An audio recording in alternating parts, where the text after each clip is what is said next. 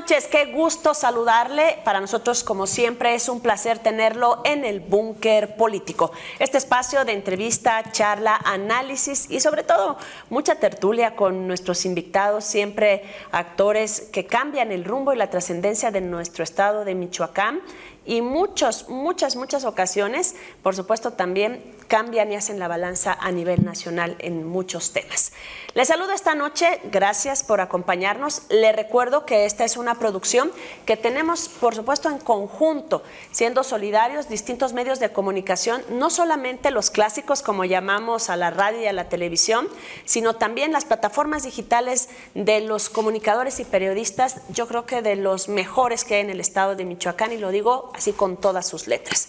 Hoy tenemos un programa especial porque queremos transmitirle a usted cómo va este proceso electoral 2024. Uno de los más importantes en las últimas décadas, que también ha tenido una serie de vicisitudes que hoy nos platicará el presidente el vocal ejecutivo y presidente del Instituto Nacional Electoral en Michoacán, con quien estaremos. Pero presento a nuestros panelistas, como siempre, mi querido Héctor Tapia. ¿Cómo estás, querido? De maravilla, puestísimo para que nos dibujen el panorama por venir, esa escaleta de tiempos y de actividades que se tendrán que desarrollar ya en lo que resta de este proceso electoral que en parte alcanza su punto culmen el 2 de junio, pero que no finaliza ahí. Entonces va a estar muy interesante. Va a estar bien interesante. Mi querido José Antonio Zamudio. Laurita, ¿cómo estás? Muy buenos días a mis compañeros, al auditorio, por supuesto, al licenciado David. Y bueno, pues aquí estamos, con el gusto de saludarlos. Aquí estamos. Y bueno, también presento a Chucho Marcha y ahorita vamos, como siempre, con nuestro invitado. ¿Cómo estás, Chucho? Bien, Lau, con el gusto de saludarte a ti, a mis compañeros, nuestro invitado y por supuesto a quienes nos escuchan y nos ven. Gracias, muchísimas gracias. Y bueno, ya le decía yo, hoy está con nosotros el licenciado David Alejandro Delgado Arroyo, a quien le agradezco mucho su presencia con nosotros para hablar sobre este importante proceso electoral y que usted, sobre todo usted, también tenga este deseo de participar porque es un trabajo titánico. Licenciado, ¿cómo está? Muchísimas gracias, Gracias por aceptar la invitación. Muchas gracias a ti, Laura, por supuesto a quienes te acompañan y al auditorio que nos ve y escucha. Decíamos hace unos momentos que esta es una elección sin duda muy importante, trascendental, pero algo que me llamaba mucho la atención es que se ha venido, haciendo a lo largo de estas últimas 2 décadas, diría yo, un trabajo en el cual ustedes están haciendo el doble con un recurso menor en porcentaje. Me parecía interesantísimo escuchar cómo de cada peso el Instituto Nacional Electoral hoy recibe unos centavos, pero prácticamente de cada peso presupuestal, pero hay que hacer todo de una manera pulcra porque son el árbitro, licenciado David. Sí, así es, Laura. Si nosotros analizamos no las cifras, la cifra que aparecen en los presupuestos de egresos de la Federación, sino hacemos una comparación relativa de qué porcentaje significa el presupuesto del gasto operativo del INE comparado contra el gasto neto total, o sea, todo lo que se gasta.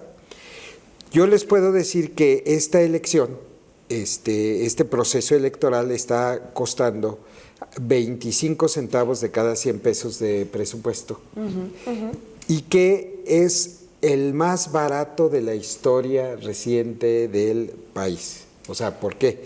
Porque si lo analizas, por ejemplo, en la historia, aproximadamente el proceso electoral del 2023 costó en gasto operativo 45 centavos de cada 100 pesos de presupuesto. Okay. Pero en el 2023 no teníamos voto de los mexicanos residentes en el extranjero. No teníamos la fiscalización tan detallada que hoy hay ahora, no teníamos intervención en las elecciones locales, salvo el tema del padrón electoral, no se administraban los tiempos del Estado en radio y televisión, no se tenía voto de las personas en prisión preventiva, no se tenía voto anticipado de las personas con discapacidad postradas. O sea, no hay muchas cosas que ahora sí tiene que realizar la autoridad electoral nacional, y conste que les estoy dando cifras sin hablar de los partidos políticos, porque si nos vamos a las cifras de ya con los partidos políticos, esta elección estaría costando como 35 centavos de cada 100 pesos de presupuesto este año de 2024, contra 75 centavos de cada 100 pesos de presupuesto de la elección de 2003. Es muy, o sea, mucho menos de la mitad, ¿no? Entonces sí ha habido un esfuerzo por hacer más con menos. David, yo creo que es propicio este momento. Hace unos días concluyó formalmente ya el periodo de precampaña. Entramos a una fase que se llama intercampaña antes de entrar a las campañas.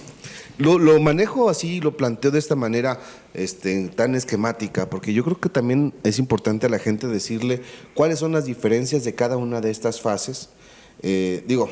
Particularmente tengo mi consideración de que las precampañas en realidad fueron una simulación, pero esto es una apreciación del periodista, del que intenta hacer un poco de análisis respecto a cómo se han comportado las coaliciones que se registraron y el partido que va solo, es decir, solamente serán 3 fórmulas distintas las que estarán apareciendo en las boletas federales. Pero más allá de eso, una interpretación tuya, y yo sé que no cabe porque tú eres una persona apegada a dar certeza, a dar legalidad y fuera de interpretaciones subjetivas como las que yo estoy planteando en este momento. Pero entramos en intercampaña. ¿Qué significa esto para la gente? ¿Qué oportunidad brinda esto desde el punto de vista del árbitro electoral para esta intercampaña federal? Porque otra cosa es el proceso electoral local. Bueno, interesante tu cuestionamiento y yo retomaría tu reflexión en el sentido que bien valiera la pena hacer un análisis posterior luego de las elecciones sobre lo que hemos vivido.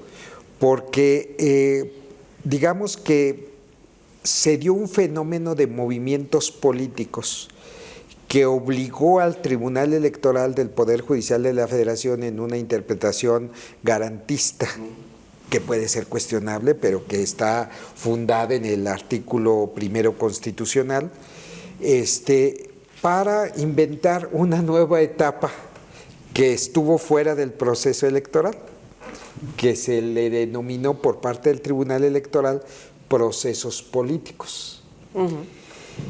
En los procesos políticos, prácticamente a nivel de Presidencia de la República se fueron configurando 2 aspiraciones, para decirlo suavemente.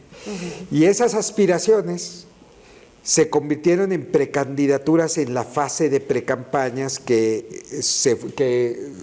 osciló entre el 20 de noviembre y el pasado 12 de enero. La parte formal de las fechas. 18 de enero. Entre el 20 de noviembre y el 18 de enero, que fue la parte formal de precampañas.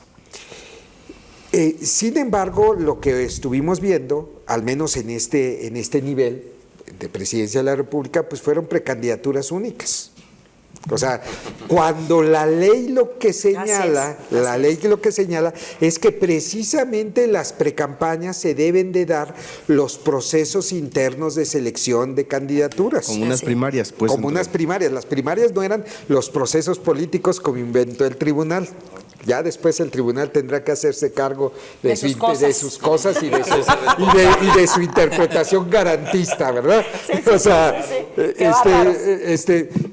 y llegamos a las precampañas y luego hay un corte que creo que a muchos del ámbito político como que les inquieta este corte, pero este corte es necesario por varias razones.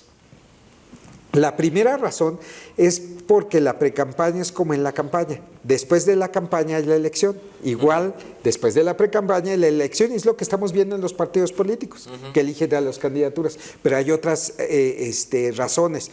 Es el momento del sistema de medios de impugnación interno y es el momento también de la fiscalización de los gastos de precampaña. Aun cuando hayan sido únicos. Aun cuando hayan sido únicos, tienen la obligación, y no solamente ellos, también a nivel senadurías, a nivel diputaciones federales, que no se nos olvide que también debieron estar en la parte de precampañas en este lapso. Claro. Voy a la pausa, regreso enseguidita para que vea usted, mire, todo lo que usted está chutándose en estos que fue la precampaña, todos los spots que estuve escuchando, nos lo está platicando para que podamos entender qué viene en el proceso electoral 2024. Regresamos enseguida.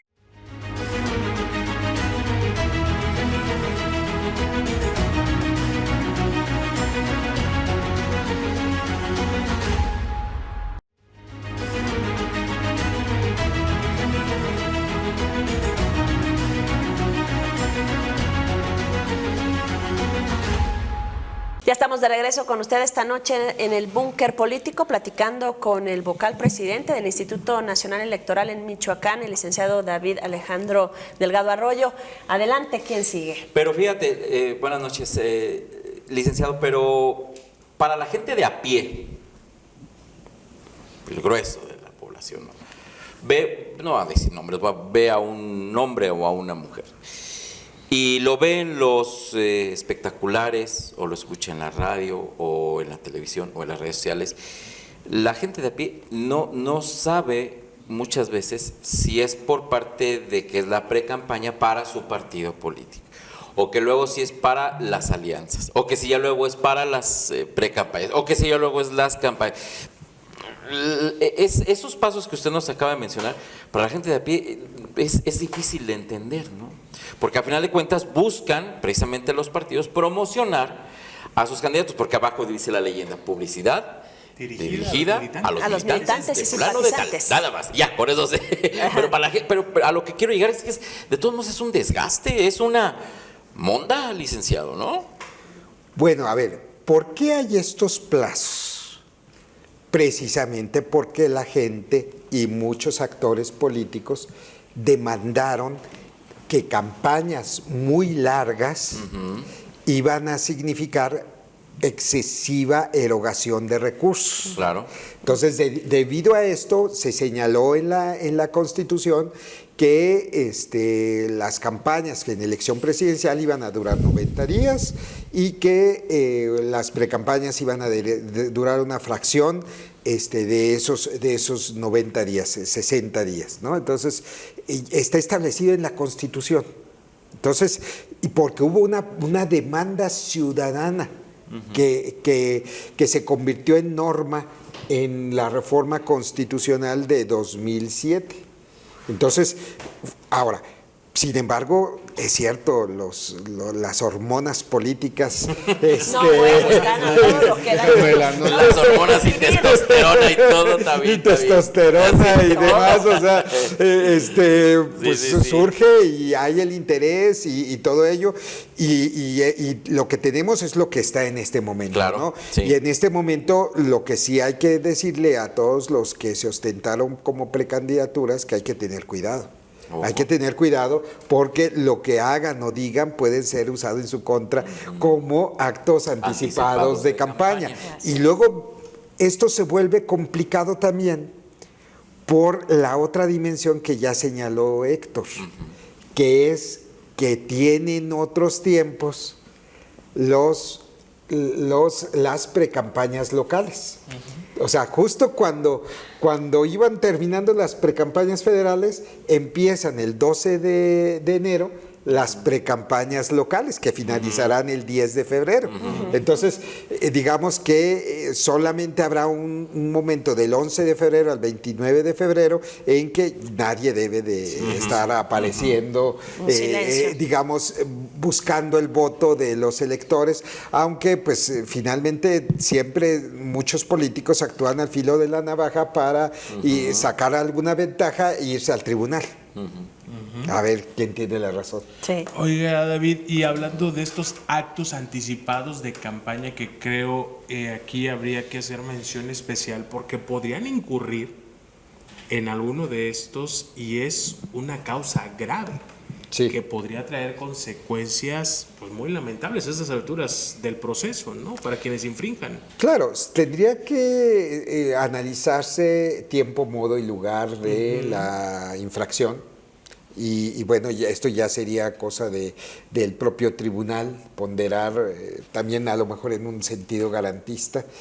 Lo que sí está muy establecido en la norma, porque es específica la norma en ese terreno, es quien no presenta su informe de precampaña y se le acreditan gastos de precampaña, se le debe de negar la candidatura. Ah, o sea, sí, eso sí, vámonos. eso está establecido en la norma, se discutió mucho en el pasado proceso electoral, Para pero que ni le busquen. era un asunto que estaba en la norma. Anótele. Sé que algunos consejeros Anótele. del Consejo General Anótele. no están muy de acuerdo con la norma. Sí. Pero pues la norma está ahí, o sea, exactamente. Sí, Justamente es que- hablando sobre temas fiscales o de dinero que tienen que ver con los gastos de pre-campaña. El INE agarra en sus manos las candidaturas, o más bien las precandidaturas o el proceso interno, las precampañas federales, o también abarca la fiscalización del proceso local. La fiscalización, Es una por disposición constitucional, es exclusiva del Instituto Nacional Electoral para procesos federales como para procesos locales. Es decir, precandidatas y precandidatos, candidatas y candidatos federales y locales tienen que entrar al sistema integral de fiscalización a que en tiempo real estén declarando. ¿Y cuáles son sus los ingresos plazos y o egresos. los periodos, hablando en tiempos? Bueno, 3 días después de que culminó la precampaña, o sea, el día 21, todos debieron de haber presentado su informe de gastos de precampaña, que además, si utilizan el sistema el sistema integral de fiscalización, no debe de ser muy difícil. ¿Por qué? Porque es una obligación del reglamento de fiscalización que precandidatos y precandidatos, como los candidatos y candidatas, suban en el momento en que hacen un contrato o emiten un cheque o reciben un ingreso, emitan la operación, o sea, suban la operación al sistema. Digamos, en tiempo real. En tiempo real es una obligación. De tal manera que cuando llega 3 días después de que el cierre de la precampaña, solo aprietan un botón para que el propio sistema genere el informe. Ok. Lo mismo va a ocurrir en campaña, nada más que en campaña, en la campaña federal, como son 90 días, son 3 informes parciales, o sea, uno mensual. O sea, 3 días después de que culmine un mes, tendrá que ir declarando, y sobre todo para poder ser transparentes en los ingresos y gastos de campaña. Si me permiten profundizar en este tema, porque creo que hay varios aspectos que abordar, David. En el caso concreto de las precandidaturas, por ejemplo, veo muchos ni siquiera fueron registrados como precandidatos. O sea, por ejemplo, vemos en la coalición de Sigamos Haciendo Historia que, por ejemplo, en diputaciones federales, pues sí, muchos dijeron que se habían registrado, pero como tal, pues no eran precandidatos. Y los resultantes que no se han dado a conocer van a ser las coordinaciones para sus distritos federales electorales. No hay nombres. Los únicos que se dieron a conocer fueron los del Senado y los del tema de la presidencia. ¿Cómo hacer ahí? Porque pareciera como que se genera un vacío respecto al tema de las diputaciones federales. A ver, si no hizo precampaña, si no gastó en precampaña, pues no hay nada que declarar. Y por lo tanto, ya cuando lo registren como candidato y empiece el 1 de marzo, que es el inicio de la campaña, y sí tendrá que declarar. El problema es que si dentro de los ejercicios que hizo el equipo de fiscalización detecta que sí hubo espectaculares, que sí hubo presencia, gasto, eventos, y no los declararon, aguas, ahí sí va a haber problemas. Ah, qué interesante. Aún cuando no se haya... Si ¿Registrado se como precampaña? A ver, ¿O si no se precandidato? a ver, el registro de precandidatura debió de ser al interior de cada partido. Ok. Lo único que tenían que hacer era registrarse en el CIF, en el Sistema Integral de Fiscalización. Una vez registrado en el partido, debió de registrarse del Sistema Integral de Fiscalización. Si iba a ejercer un gasto o tener un ingreso, iba a hacer actos de precampaña. Si no iba a hacerlos, no, o sea, no pasa A ver, nada. ayúdenos a entender Sí. un poquito más el tema que entiendo, está planteando Héctor. Pepe Toño Zamudio va a ser Presente. registrado como candidato a diputado federal por Morelia. Pero en su coalición no registraron precandidatos. Pero detectamos ya una vez como candidato que en el proceso de precampaña sí fue a 3 entrevistas, puso 2 espectaculares. ¿Qué pasa? Bueno, se tendría que ponderar en sus méritos cada acto para ver si se liga con un acto de precampaña. Ok. O sea, si, Ok. si entra dentro de la configuración Ya. de un acto de precampaña. O sea, si es en el complicado si es todo en el este tema, ejercicio, ¿no? Porque a ver, entonces, si es en el ejercicio de la Sí, está libertad muy- de expresión, Ok. no hay ningún Ningún problema, problema. no, ningún problema.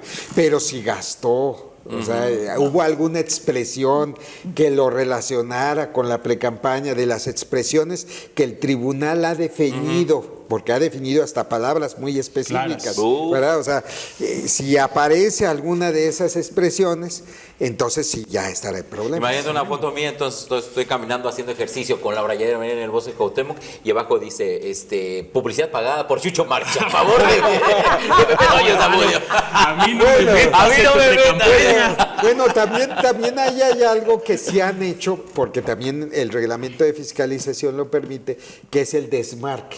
O sea, Ok. yo niego que ejercí este gasto. Claro, pues lo sí. está ejerciendo Claro. alguien que quiere perjudicarme, ¿no? O sea, Entonces me quieres perjudicar, Aquí vamos a salir ¿Ya mal. ves? Y bueno, así nomás, vaya cambiándole usted los nombres. Póngale tú. Pura y mera coincidencia, ¿eh? Lo que usted está viendo es pura coincidencia. Pausa y volvemos enseguida.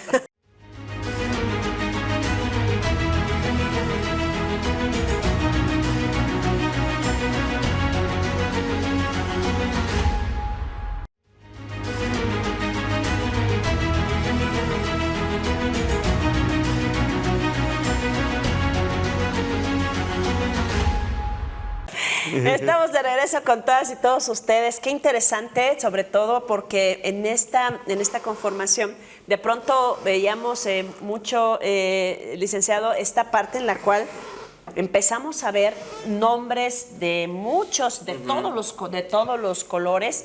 Pero bueno, en específico, a nivel federal, bueno, pues vimos a las que ahora ya son precandidatas, luego estuvimos viendo al que se alcanzó a subir, ¿no? Al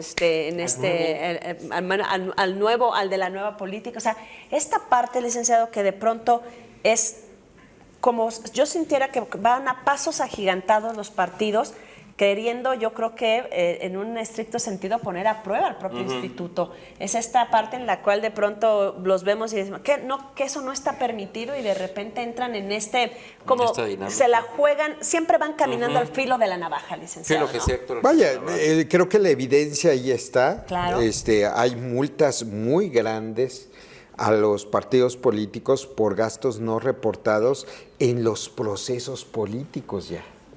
O sea, ya eso ya fue fiscalizado, porque cuando el tribunal inventa esta parte de los procesos políticos previa a las precampañas, también le da la instrucción al INE de fiscalizarlas. Okay. Entonces, eso ya presentaron sus informes de procesos políticos, ya se dictaminó y hay multas muy importantes para todos. O sea, inclusive allá hay recursos de revisión ante el Tribunal Electoral del Poder Judicial de la Federación, recursos que, por cierto, están ahorita en un stand-by por derecho de audiencia en el propio tribunal, ¿verdad? Entonces, esas cosas pasan. O sea, sí, sin lugar a dudas, como bien lo dices, Laura, juegan al filo de la navaja, juegan a poner a prueba las instituciones, pero pues también entendamos que pues es una lucha por el poder, ¿no? O sea, eso también hay que entenderlo, y las instituciones electorales pues tienen que estar muy apegadas nosotros a los principios rectores de legalidad, objetividad, imparcialidad, máxima publicidad, paridad de género y demás, para poder tomar decisiones en una arena de lucha política, ¿no? Yo antes de ir a la siguiente pregunta de mis compañeros, les quiero preguntar también otra cosa. Estamos súper fiscalizados lo que se refiere a la radio y a la televisión, ¿no? Y lo tomo porque este es un gran ejemplo, esta mesa de análisis, entrevista y charla. En el caso, por ejemplo, de la radio y la televisión, yo he dicho y he expresado en repetidas ocasiones que nosotros, los medios, la televisión y la radio, no cobramos por los spots que salen y que vamos a escuchar por millones en este proceso electoral. Pero hay otro tema, las plataformas digitales hoy también han sufrido ya una serie de modificaciones que han tenido que venir avanzando junto con el proceso para ir regulando también la presencia de todos los que aspiran, suspiran y participan en las plataformas. Los medios de comunicación también, licenciado. Bueno, aquí entendamos una cosa. Cuando se hizo la reforma constitucional de 2007, en donde se retiró la posibilidad a los partidos políticos y candidaturas de contratar en la radio y televisión promocionales de propaganda político-electoral, y a cambio se les dio el espacio que ya existía.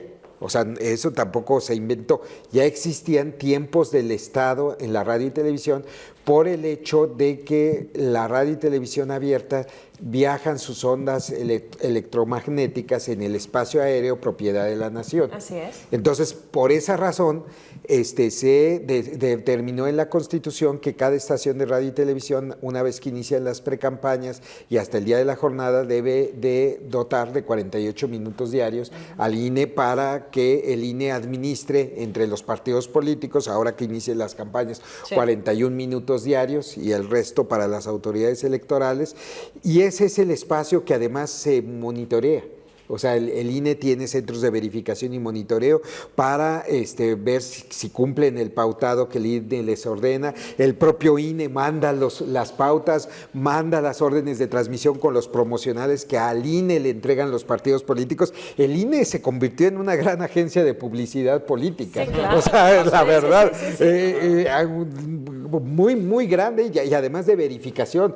Inclusive usamos los centros de verificación y monitoreo para que la Secretaría de Gobernación vea que sus promocionales de Estado también se cumplan. O sea, el INE le hace ese servicio a la Secretaría de Gobernación y al Estado mexicano.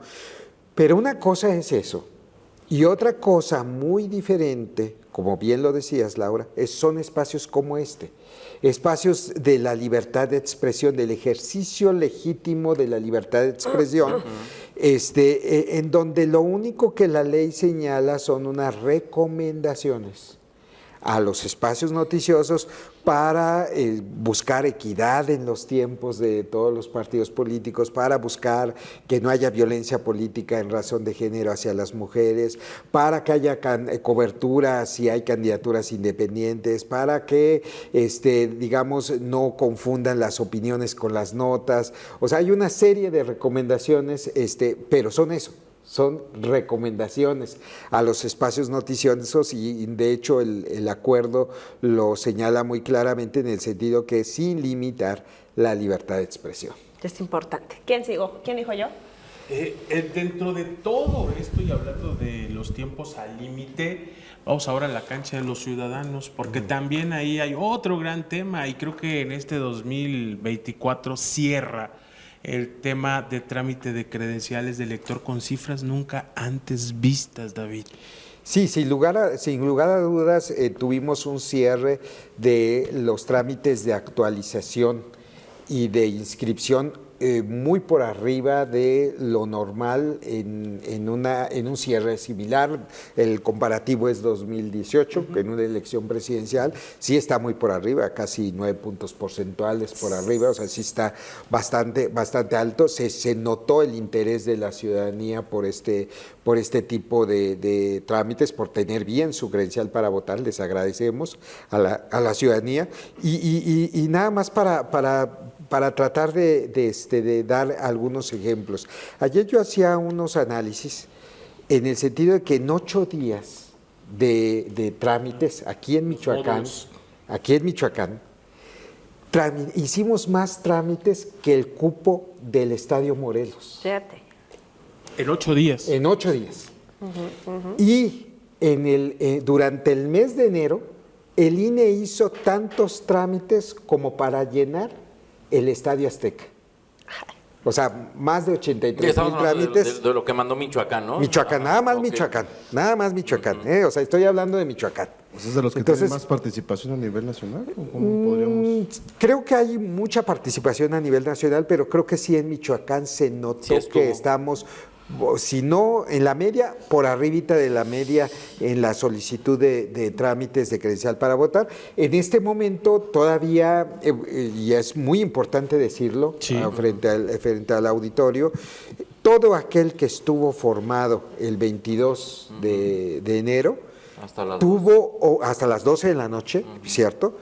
Tuvo la oportunidad de tener su solicitud, ya sea ese mismo día o se le agendó una ficha. Tenemos 1,770 trámites que se reagendaron para los 3 días siguientes. Entonces, no hubo ni un solo michoacano, al menos, que es lo que a mí me consta, que se haya quedado sin que se le haya atendido por parte del INE. Lo único que tuvo que hacer es haberse acercado a la autoridad electoral y eso es muy bueno. Pero todavía queda un trámite vivo, que es el trámite de reposición por robo o extravío, que finaliza el 8 de febrero.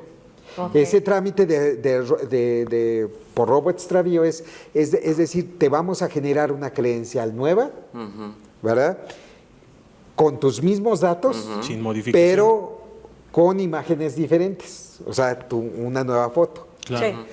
Pero si la pierdes o la extravías después del 8, ¿qué pasa? Pues del 9 de febrero al 20 de mayo va a haber reimpresiones. Es decir, ya nada más sobre la que tenías registrada. Sobre la que tenías registrada, mismos datos, mismas imágenes. Entonces, es lo que, con el propósito de que no haya ningún ciudadano que pierda la oportunidad de votar el día de la jornada electoral del 2 de junio sin tener su instrumento. Hasta el mayo. 20 de mayo. 20 de mayo.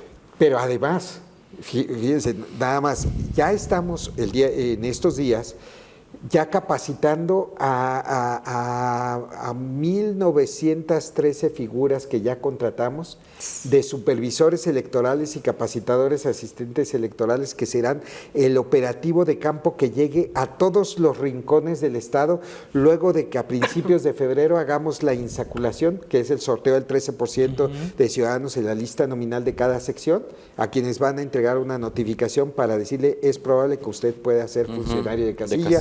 Vamos a ver si cumple los requisitos y se va a ir a un segundo sorteo para ya elegir a los funcionarios de casilla. Y a la par de esto, ya en este momento, nuestros vocales, consejeros y representantes de partido, tanto del INE como del IEM, están haciendo recorridos por todas las secciones del estado para tener anuencias de los dueños o responsables de los inmuebles.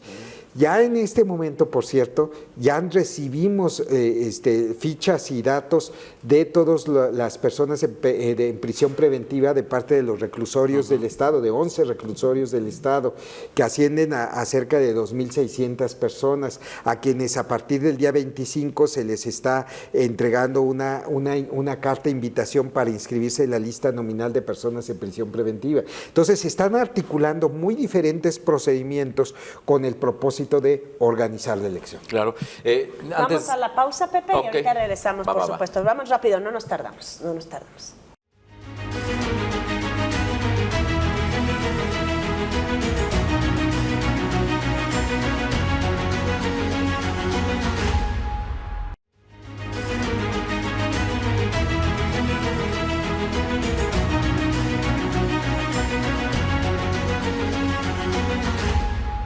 Ya estamos de regreso con todas y todos ustedes. Adelante, Pepe. Gracias. Sí, a mí me llamó mucho la atención la cantidad de personas que estuvieron haciendo sus trámites desde muy temprano en periodismo, en los distintos módulos que están en la ciudad de Morelia. Muy tempranito iban, unos desde la madrugada hasta altas horas. Pero me surgió una pregunta, y qué bueno que lo tenemos aquí que lo tengo de pechito. Me interesaría saber cuántos de esas personas que fueron a tramitar su credencial del INE por primera vez, los vamos a ver votando. Fíjate que los análisis que ha hecho el INE históricos, lo que tenemos es que los jóvenes de 18, 19 años cumplidos a partir del 2 que ya los tienen, al 2 de junio de este año, generalmente se ubican muy cerca de la media o por arriba de la media de votación a nivel de participación ciudadana. Sí votan, sí se muestra el interés, o sea, están cercanos a la media, inclusive por arribita, bueno, depende de la elección, okay, ¿no? O sea, ahora, el problema no está tanto en los primovotantes, sino el problema está en los de 20 a 29 años, que ahí la curva, o sea, si la curva empieza cerca de la media, alta, cae entre 20 y 29 años y vuelve a entrar en la media en los 30, 35 para subir de los 40 a los 59 y a partir de los 60 vuelve a caer. Vuelve a bajar. ¿Verdad? Esa es una curva. O sea, los veinteañeros son los que, de 20 a 29, son los que son más apáticos para participar y ojalá se interesen ahora que tenemos tantas posibilidades de información con múltiples bases gracias al Internet y a las comunicaciones digitales de que puedan participar, se informen y participen. Mi querido amigo.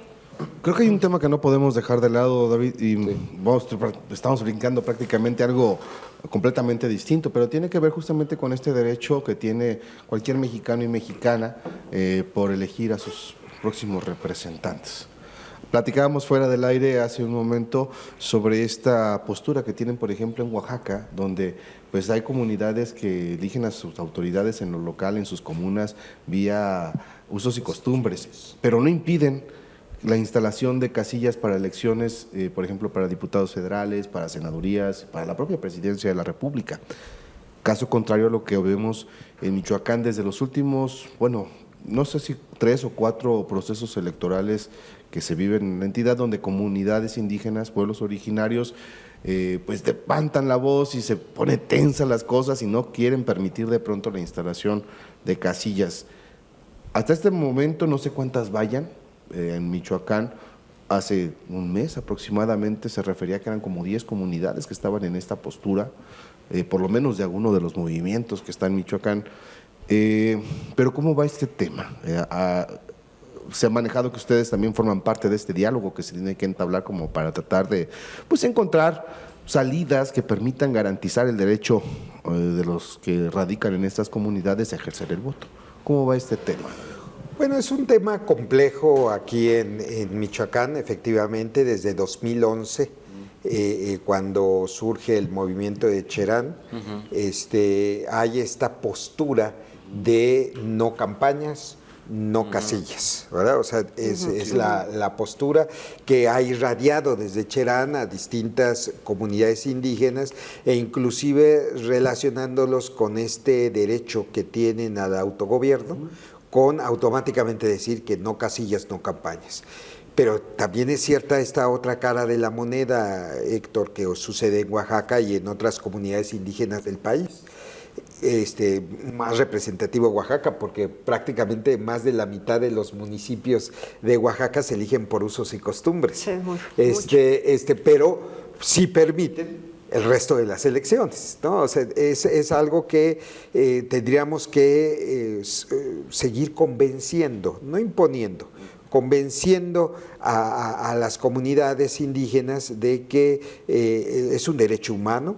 Sin lugar a dudas, en los diálogos que hemos tenido, ellos han puesto sobre la mesa un documento de los derechos de los pueblos originarios de la ONU, en donde nos señalan que en uno de sus artículos, el 5, señala que ellos pueden optar o no por ejercer su derecho. Pero también es cierta otra cara de la moneda que hemos detectado, porque conmigo llegan tanto los que no como los que sí quieren. O sea, entonces nos meten a nosotros las autoridades electorales pues en medio de un conflicto, ¿no? El derecho de optar, votar o no, de ejercer este derecho de votar o no, es un derecho individual. Así es. Es un derecho individual, no colectivo. Exactamente. Pero el problema es que bloquean e inclusive llegan hasta actos, digamos, no adecuados para impedir la instalación de casillas. Ellos argumentan su legítimo derecho colectivo. Ellos es lo que nosotros somos muy respetuosos de las comunidades indígenas, siempre estamos dispuestos a dialogar con ellos y ellas, pero también es cierto que se nos presentan los que sí quieren votar, o sea, sí, no se puede generalizar. hasta de Cherán, o sea, del mismo no Cherán, o sea, han acudido con un servidor para ver las posibilidades. Bueno, las posibilidades tratamos de tutelar ese derecho político cuando tenemos que dar de baja casillas. Por esas razones, que en este momento en un primer análisis hay alrededor de 140 casillas en riesgo. No más. Digamos, en riesgo, de las cuales... Cada una, más o menos. Bueno, no todas son de 700, hay algunas que son de 200, 100, también hay algunas de comunidades pequeñas, ¿verdad? Pero bueno, sí, el máximo son 750, pero no abundan ese tipo de casillas, ¿no? Entonces, de ese conjunto, yo espero que unas 50 las podamos salvar, o si es más, adelante, y si no, la alternativa es acudir a casillas especiales o ver si dentro de la sección hay una comunidad donde sí permite la instalación de casilla. Hay varias formas de tutelar el derecho político electoral, es algo que empezarán a hacer nuestros compañeros vocales de los consejos distritales del INE, en estos recorridos de ubicación de casillas que han empezado a hacer. O sea, pueden acudir a otros lugares y la idea es de que no se queden sin votar. Pero, Pero ustedes les darían la indicación de cuál para poderlos validar, ¿no? Porque Sí, claro. no es nada más decir, se me antoja ir acá, ¿no? Sí, bueno, por ejemplo, la solución clásica que hemos tenido en varios procesos, por ejemplo, para la gente de Cherán que quiere ir a votar, por ejemplo, es poner varias casillas especiales en Paracho. Pero también es cierto, porque han acudido a un servidor ciudadanos de Cherán, de que pues les queda muy lejos, ¿no? Claro, Entonces, claro.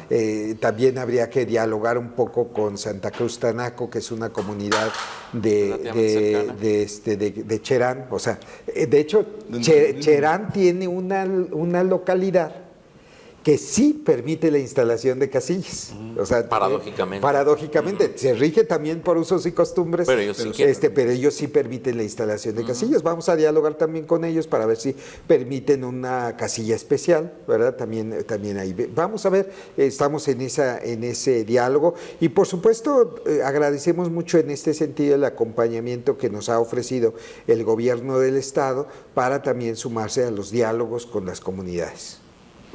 Vamos a hacer esta última ronda. ¿Con qué nos despedimos, mi querido amigo? David, preguntarte sobre un tema que entiendo no necesariamente es competencia de la autoridad electoral, pero sí está dentro de, y es el tema de seguridad y el acompañamiento a los partidos políticos dentro de la mesa que se ha instalado de gobernabilidad y seguridad que acompaña el proceso. Particularmente mi pregunta es, ¿hay protocolos? ¿La autoridad electoral ha delineado, ofrecido algún protocolo de actuación para estos casos? A ver, primero, este tema afloró precisamente en lo que se conoció como juicio madre de la elección de gubernatura de Michoacán en 2021, que llevó al Tribunal Electoral del Poder Judicial de la Federación a dejar sin efectos la votación de 4 municipios y que ordenó al Instituto Nacional Electoral generar un protocolo de situaciones de riesgo en la ubicación de casillas. Okay. El protocolo ya lo acordó el Consejo General en diciembre de 2022 del INE. Este protocolo señala una serie de procedimientos. uno de los cuales pues estamos pendientes, estamos ya dialogando para que se abra la posibilidad de que haya un espacio en la Mesa de Seguridad Estatal para ir planteando los temas en donde la organización de la elección requiere el acompañamiento de las corporaciones de seguridad pública, o al menos, no tanto el acompañamiento, la recomendación o la orientación de parte de los que saben. Porque ellos son los que saben. Nosotros no tenemos investigación de seguridad y ni nos interesa tampoco, ¿no? O sea, no nos toca, ¿verdad? O sea, lo que sí nos ayudaría mucho son pues las advertencias, el canal fluido, que de alguna manera, aunque no hemos participado en la mesa de seguridad, yo lo tengo con gente cercana a la mesa de seguridad para algunas situaciones problemáticas que se pueden llegar a presentar. Entonces, sí es algo que debemos de tener. Ahora, otro nivel es la mesa de gobernabilidad. La mesa de gobernabilidad, que ya ha tenido varias sesiones, es un espacio en donde los partidos políticos tienen la oportunidad de manifestar sus preocupaciones a la autoridad, preocupaciones que por lo regular pues, son en materia de seguridad. Pero es un asunto que partidos políticos, autoridad electoral, candidatas y candidatos, pues estamos en el mismo bando que la ciudadanía, digamos, demandando servicios de seguridad de las autoridades correspondientes. Si no, no hay Por manera. supuesto. ¿Terminas con algo, Pepe? Sí, yo nada más una última pregunta que es recurrente y que dada las condiciones del contexto nacional, pero particularmente para Michoacán. Ya hablábamos sobre Cherán, Paracho, las comunidades indígenas, usos y costumbres, pero también otro tema no menos importante, la inseguridad. El que no se puedan instalar las casillas, el que la gente incluso diga, pues yo mejor ni voy, está muy caliente ahí. Es algo que debemos de tenerlo en el radar, y me imagino lo tienen ustedes. Bueno, sin lugar a dudas ha habido otros procesos electorales con esta corriente. Sin embargo, yo creo que también la ciudadanía valora mucho el ejercicio de su derecho a votar. Y yo espero que la propia ciudadanía genere las condiciones para que haya una participación muy intensa el día de la jornada electoral. No soy omiso a que puede llegar a suceder situaciones de riesgo, pero también es cierto que no generalicemos. Claro. O sea, si generalizáramos, pues nadie podría salir de sus casas. Pues no. Nadie. O sea, ni siquiera la casa que te ponen luego en la esquina. o sea, no generalicemos. O sea, son situaciones que a veces son hasta de varios tipos, ¿no? O sea, puede llegar a ocurrir un incidente, a lo mejor hay un incidente lamentable. Desastre natural, caso Guerrero, por ejemplo. Sí, o sea, por ejemplo, déjenme decirles, puede haber un incidente lamentable frente a un centro comercial famoso aquí en Morelia, y 2 horas después, pues todo transcurre con normalidad, ¿verdad? O sea, como ha pasado. Como ha pasado. Pues y es creo real. que es algo que hemos convivido todos los que vivimos aquí en esta ciudad, ¿verdad? Ahora, también hay algunas comunidades en donde no es tan fácil. Pero generalmente son comunidades que se cuentan con los dedos de las manos, de una mano, y que son comunidades muy pequeñas, y que siempre hay una alternativa de cómo solucionar la tutela del derecho político. Pues que no sea la primera ni la última vez que viene a que esa es acompañarnos, una porque buena sí le vamos a estar noticia, dando ¿no? mucha lata. Sí. Espero que venga esa más es una seguido. buena noticia. Esa es una buena noticia. Gracias Vocal, Gracias. por estar con nosotros, por compartir esto y sobre todo por esta conversación. Esperemos que haya sido muy, muy redituable para todo nuestro público, y recuerde que la puede buscar en las plataformas digitales, ya sabe, en Exeni, Metapolítica y Red Michoacán, así como en lo que son los medios, o somos los medios clásicos, ya sabe, aquí a través de Canal 6 Media News, y también en la plataforma de Así es la Noticia y toda la cadena de Clásica. Querido amigo, gracias, Chucho. Gracias, Lau. Vocal, muchas gracias. Muchas gracias. Gracias, Vocal. Gracias, Pepe. Gracias, Toño. Laurita. Gracias, licenciado. Mi querido amigo, gracias a ti. Un como gusto y siempre, un placer. mi querido Héctor Tapia. Gracias a usted, que tenga muy buenas noches. Nos vemos en un próximo Búnker Político.